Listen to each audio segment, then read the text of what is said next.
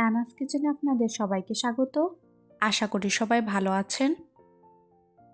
আজকে আমি বানাবো বেগুন বড়ি দিয়ে পাবদা মাছের ঝোল। আমি আজকে 8 পিস পাবদা মাছ নিয়েছি, ভালো করে ধুয়ে নিয়ে নুন, হলুদ গুঁড়ো, লঙ্কা গুঁড়ো ও 1 চামচ তেল দিয়ে ভালো করে মেখে নেব।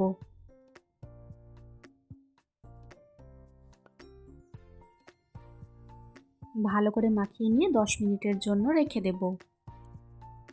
এই রেসিপিটি বানানোর জন্য আর কি কি উপকরণ নিয়েছি চলুন দেখে নেই। নিয়েছি বেগুন, ডালের বড়ি, কাঁচা লঙ্কা, আর মশলাতে নিয়েছি হাফ টিস্পুন করে হলুদ গুঁড়ো, লঙ্কা গুঁড়ো, জিরে গুঁড়ো ও 1/4 টিস্পুন ধনে গুঁড়ো। মশলাতে জল দিয়ে গুলে রাখবো। কড়াইতে মাছগুলো ভাজার জন্য পরিমাণ মতো তেল দিয়ে দিয়েছি। মাছগুলো ছেড়ে দিয়ে ভালো করে ভেজে নেব।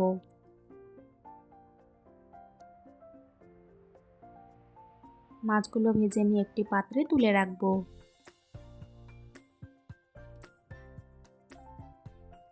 মাছ ভাজার তেলে বেগুনগুলো ভেজে নেব।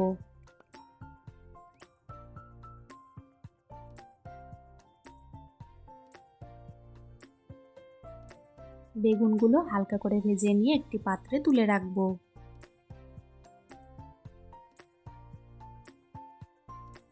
এখন ওই তেলে ডালের বড়িগুলোও ভেজে নেব।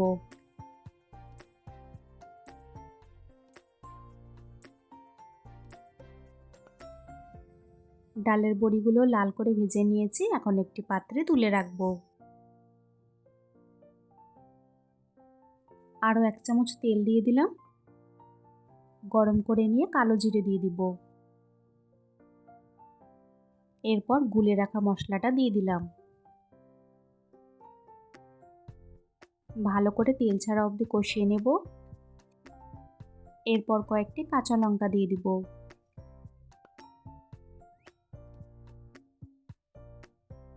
ভালো করে মশলা কষিয়ে নিয়ে পরিমাণ মতো জল দিয়ে দিব।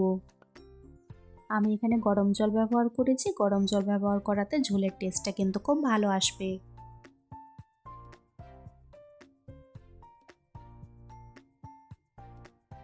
স্বাদ মতো নুন দিয়ে দিলাম। ঝোল ফুটে আসলে প্রথমে ভেজে রাখা ডালের বড়িগুলো ছেড়ে দেব।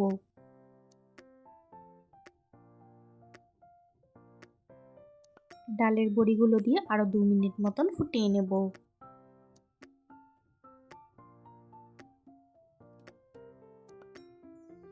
2-3 মিনিট পর ভেজে রাখা মাছগুলো ও বেগুনগুলোও ছেড়ে দেব। মাছগুলো দিয়ে আরও 3-4 মিনিট মতন ফুটিয়ে নেব। আজকের রেসিপিটা যদি আপনাদের ভালো লেগে থাকে আমার চ্যানেলটিকে লাইক, শেয়ার, সাবস্ক্রাইব করে আমার পাশে থাকবেন। ব্যাস তৈরি হয়ে গেল আমাদের আজকের রেসিপি, খুবই টেস্টি বেগুন বড়ি দিয়ে পাবদা মাছের ঝোল। রেসিপিটি কেমন লাগলো অবশ্যই কমেন্টসে জানিও। পাবদা মাছ তো অনেকভাবে খাওয়া যায়, একবার আমার রেসিপিটি ফলো করে বেগুন ও বড়ি দিয়ে বানিয়ে খাবেন, আশা করি ভালো লাগবে। গরম ভাতে এরকম একটি মাছের ঝোল থাকলে আর কিছুই লাগবে না।